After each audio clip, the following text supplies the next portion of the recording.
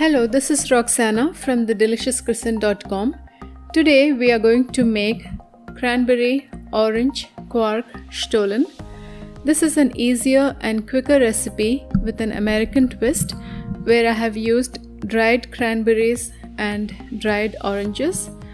First, I prepare sweetened cranberries using fresh berries and honey, which cuts down the added sugar significantly. Spread the berries out on a parchment paper lined baking sheet and bake at 350 degrees Fahrenheit for half an hour.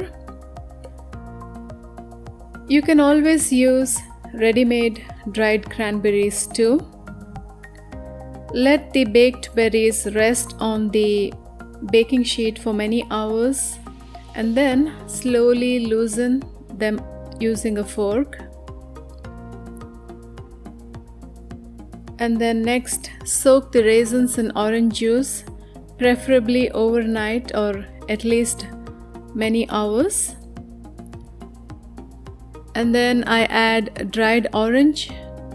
I dried the orange segments in the dehydrator at home.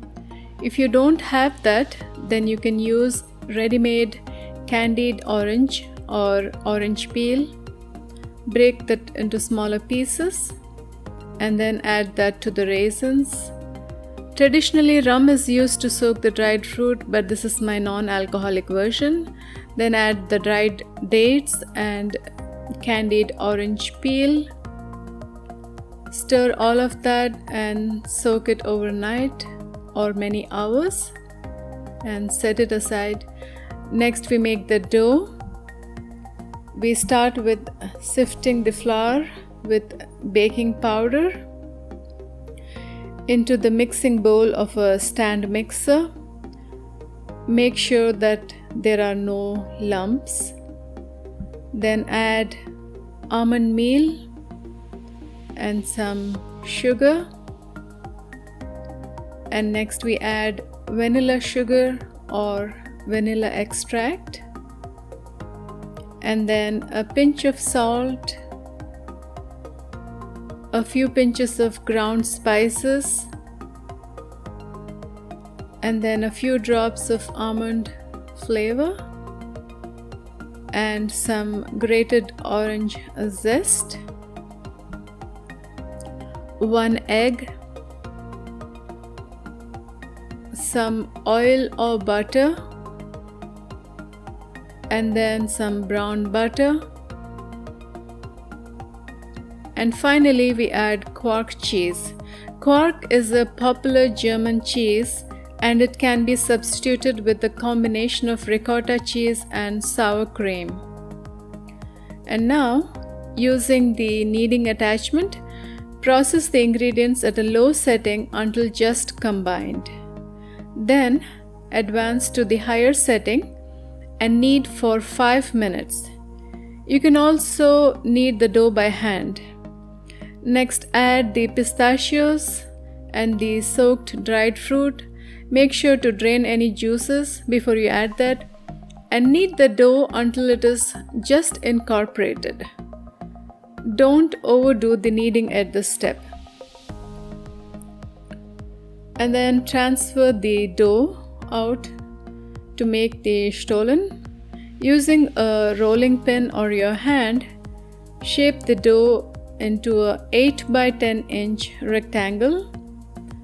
If needed, use just a little bit of extra flour for dusting the surface while shaping the stollen. And then sprinkle the cranberries evenly over the rolled out stollen dough.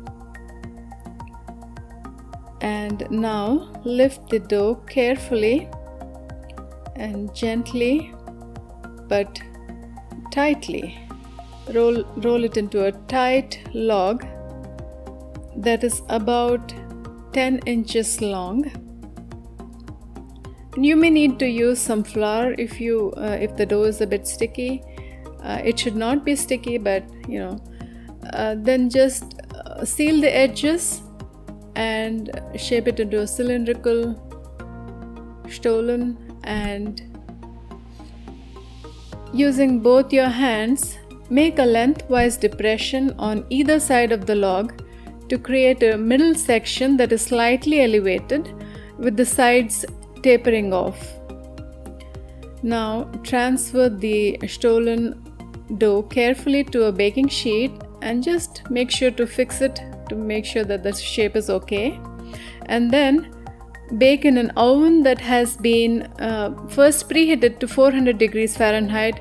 Lower the temperature to 325 degrees Fahrenheit and bake for about 45 to 55 minutes until it is golden brown. And now it is the final step where we make the Stollen coating. As soon as the Stollen is taken out of the oven, brush it with melted brown butter and dust with powdered sugar. And repeat the process 2 to 3 more times.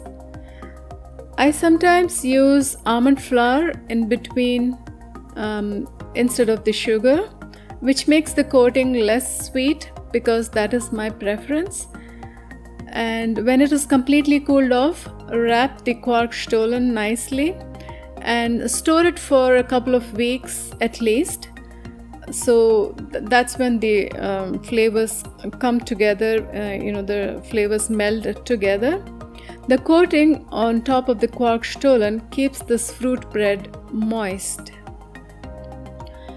Now, after keeping it for a few weeks, you can slice it. Use a sharp knife for that.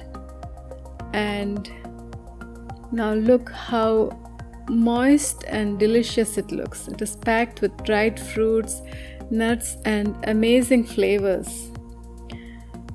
Stollen tastes very rich and sweet, but much of the sweetness comes from the dried fruits that it is packed with. And quark Stollen is a much easier Stollen recipe and does not require the long proofing and waiting time, and you can make your own homemade Stollen. And if you like this video, please give us a thumbs up, leave a comment, share, and subscribe to our channel. Thanks for watching. Have a nice day.